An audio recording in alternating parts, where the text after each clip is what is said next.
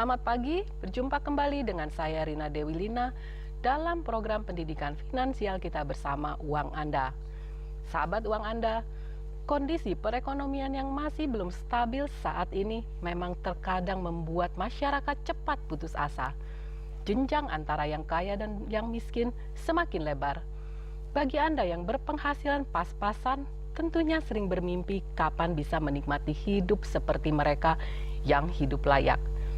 Padahal belum tentu yang hidup mewah itu penuh dengan kebahagiaan. Tahukah Anda, biasanya orang yang hidupnya mewah memiliki potensi berhutang lebih besar daripada Anda.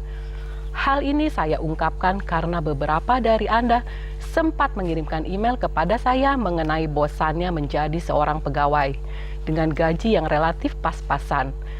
Sehingga banyak pertanyaan yang masuk kepada kami yang bertanya, bagaimana kiatnya memiliki usaha sendiri dengan modal yang minim tapi bisa memperoleh keuntungan yang instan.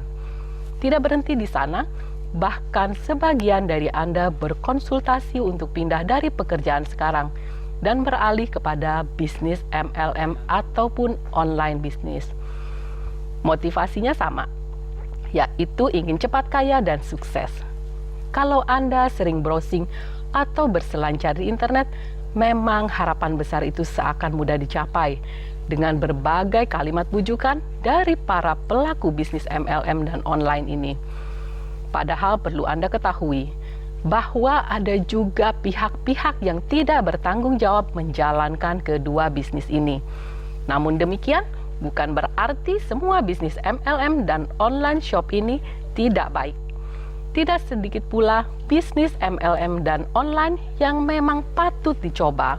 Kata kunci yang perlu Anda ketahui adalah seberapa banyak informasi yang Anda peroleh terhadap bisnis apapun yang akan dijalankan.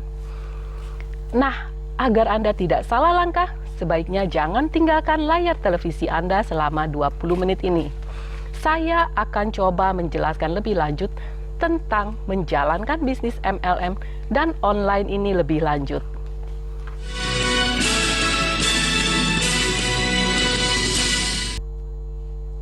Baiklah sahabat uang Anda, saatnya saya membuka segmen interaktif di nomor di bawah ini.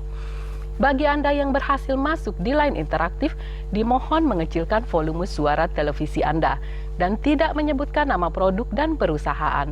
Dan bagi penelpon yang berhasil masuk, agar langsung ke pertanyaan untuk memberikan kesempatan bagi penelpon lainnya. Jangan lupa passwordnya, uang Anda kendali di tangan Anda. Sambil menunggu telepon masuk, saya ingin menjelaskan langkah-langkah bagaimana memilih perusahaan MLM yang baik.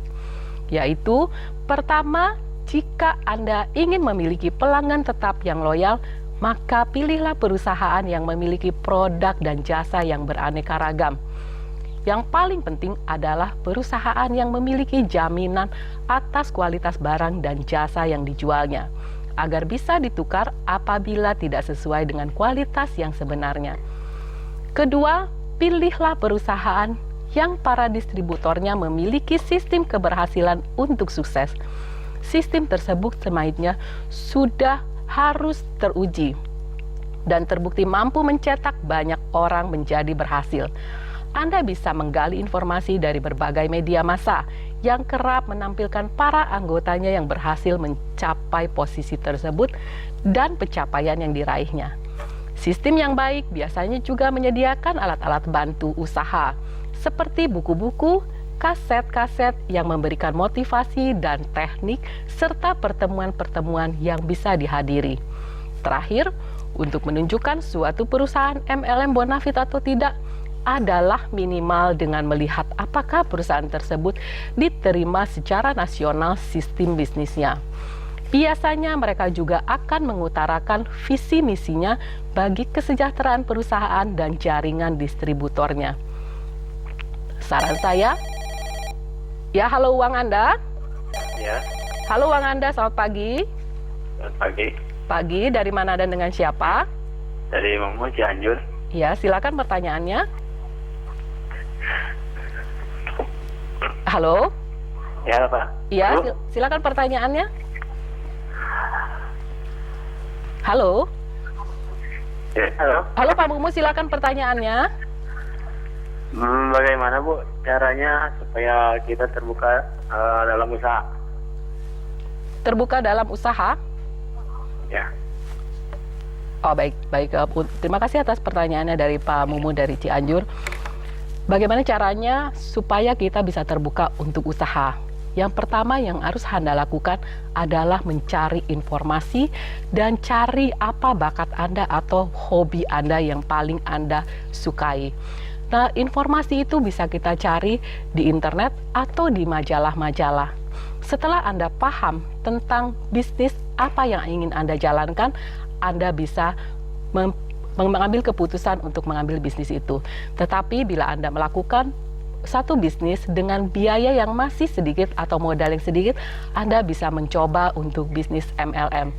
Demikian jawaban dari saya untuk Pak Mumu. Terima kasih atas pertanyaannya. Halo, selamat pagi Uang Anda.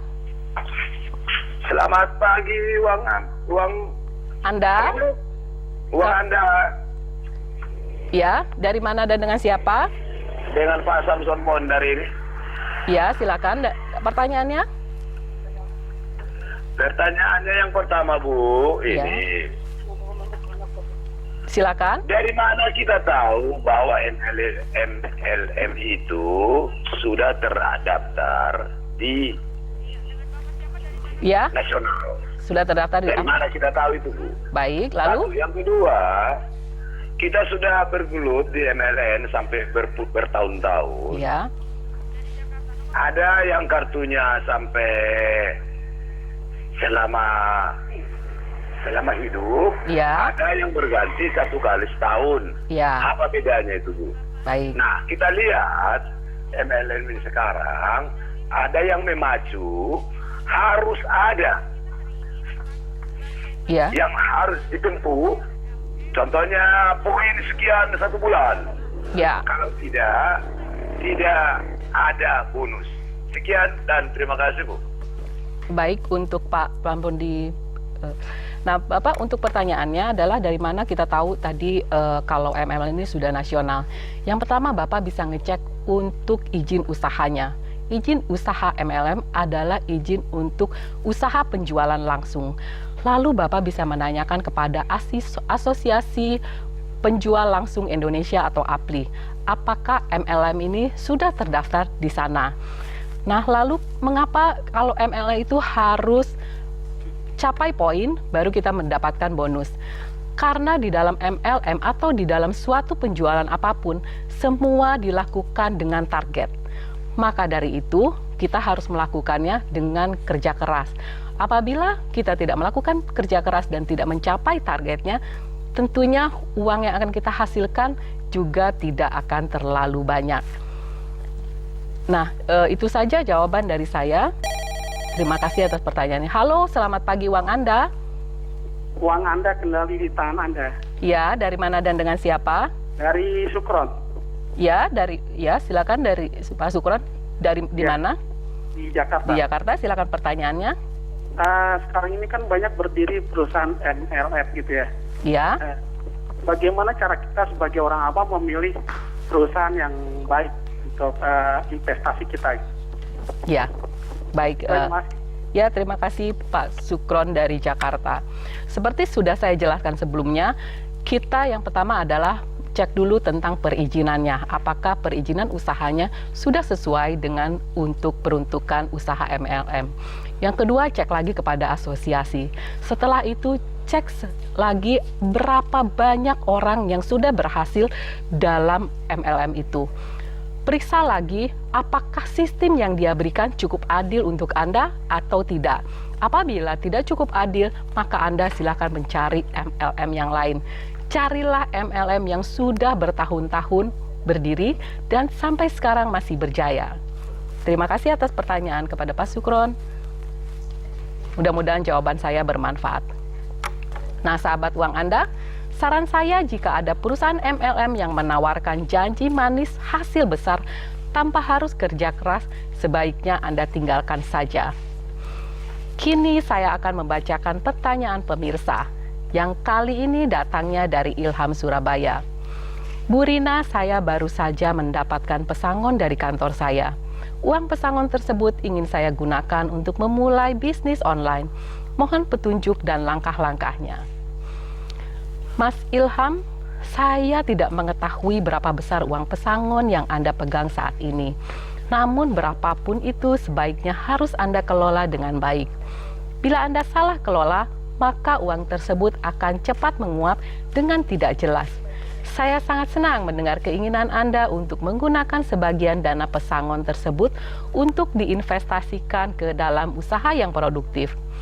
Pertama, tentukan topik atau ide bisnis yang akan Anda jalankan. Pilih peluang bisnis online yang banyak dicari konsumen.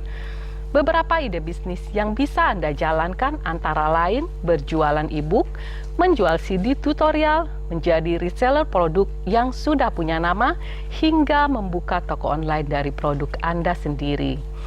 Kedua, seperti bisnis pada umumnya, bisnis online juga membutuhkan kantor dan toko untuk memasarkan produk yang akan Anda tawarkan kepada konsumen. Untuk itu, minimal buatlah blog atau bahkan website yang bisa dijadikan sebagai ajang promosi kantor sekaligus bisnis Anda.